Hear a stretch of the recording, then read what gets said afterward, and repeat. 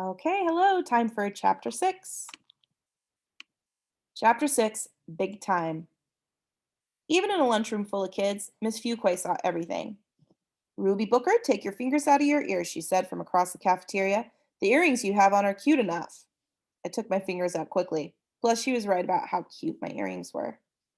When we went back to Pluto 3, Miss Fuquay said, Okay, guys, it's galaxy time. What's galaxy time? I asked. That means that we'll have quiet time and listen to soft music, and then everyone will do something creative at the different tables around the room. As soon as Miss Fuquay said creative, all I could think of was singing. I wanted to share my singing with my new classmates so badly, cotton candy clouds would not stop playing in my head. I had to work hard to keep from singing out as loudly as I'd done that morning. Teresa went over to the art table and drew a picture of her family. I saw Marquetta Loopy go to the crafts table where she made jewelry. Manny Fleming went over to one of the 5 libraries we had in the room. Lolo had earphones on. He was listening to who knows what at the music station. I ran over to Miss Fuquay while she was sitting up on the big planet Earth rug in the center of the room. She sat cross legged and was reading a book of poems. I knelt down and whispered to her, Miss Fuquay? Excuse me. Miss Fuquay, would it be okay if I sang a song to the class for galaxy time? Miss Fuquay looked at me and smiled. She asked me to help her up from the rug. I reached out my hand and she sprang up like a piece of toast. Miss Fuquay looked excited. Sure, Ruby. We'd love to hear you. Please share your gift. She asked everyone to come around the planet Earth rug so they could hear me. I was so ready to show my classmates how well I can sing, but my hands got all cold and sweaty, and I just couldn't stop flicking my bracelets. On the planet Earth rug, I stood on the continent of North America, cleared my throat, and then prepared to sing.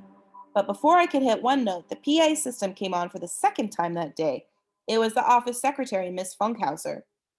Pardon the interruption, teachers, but Miss Cherrybalm would like you to please bring your students down to the auditorium in 15 minutes for a surprise welcome back to school assembly. That will be all. Miss Fuquay asked all of us to get in line at the door.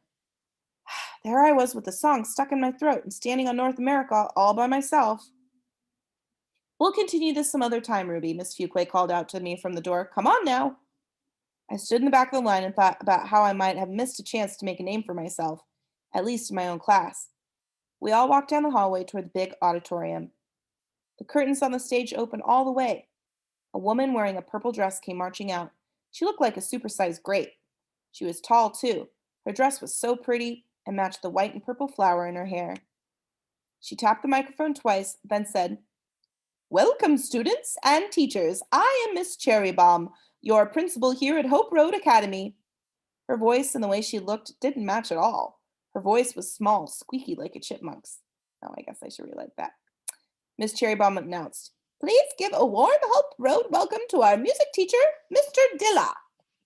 Mr. Dilla looked so cool. He reminded me of my daddy. He wore glasses and a hat with a feather in it. A few big kids had set up instruments on stage. It looked like a band was about to play. There was a piano, a saxophone, a flute, and a xylophone. Suddenly, a beat came through the big speakers in front of the stage. A boom, cack, ba, boom, cack kind of beat.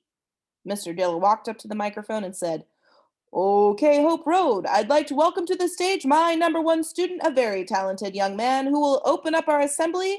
Keep the beat going for my one-man band, Marcellus Booker. My chance to sing in front of my class had been cut short because of my brother Marcellus. I couldn't believe it. And now he was going to be a big fat show off in front of the whole school. Great. I could feel a frown pinching my face. My lips were as tight as a zipper. I balled up my fists up like I was getting ready for a boxing match. Whenever company came over to our house, Daddy always had Marcellus and me perform together. He played the piano and I hit all the notes. I wanted to go up on that stage with Marcellus to sing, sing, sing. Cotton Candy Clouds would have sounded so good with Marcellus playing the piano. But I had to stay in my seat while Marcellus strolled onto the stage by himself. He clapped with the crowd and then took a seat at the piano. He smiled at everyone and began to play. Then Marcellus got up from the piano and grabbed the saxophone. He played for a few minutes. It sounded as smooth as butter. Then he grabbed the flute and played it so sweetly. While still playing the flute, Marcellus walked over to the xylophone. He handed the flute to Mr. Dilla. Then my super talented big bro tapped the xylophone with little soft hammer looking things. It was amazing. A few rows back from me, a boy stood up and hollered out, "Sit down, show off!" I think he was a fifth or sixth grader. It didn't matter to me what the kid thought. Marcellus may have been showing off, but he was good at it. I stood on my seat, then turned around to face the boy who yelled out. He looked really surprised and a little scared at the mean face I gave him. I rolled up my sleeves and pointed at him. "If you don't mind, some people are enjoying this. Keep your mean, silly words to yourself," I growled at him. I also cracked my knuckles like Ro does when he's trying to bully me into doing something for him. My knuckles didn't make that cracking sound like Ro's do, but my rolled up sleeves were enough. That boy slid down in his seat and kept his mouth shut for the rest of the assembly. And the assembly was over. All the classes went back to their rooms. In the hallway again, I heard everyone talking about one of my brothers. Marcellus Big Time Booker was the star this time. Everyone thought it was so cool how he could play all those instruments. Well, it was a big deal, but I didn't want to hear it. When we returned to our classroom, I put my head down on my desk and waited for Miss Fuquay to pass out our math books. I was eager for the day to end. There was no way Tyner would show me up. At least I hoped he wouldn't. All right. So we'll stop there and see you tomorrow.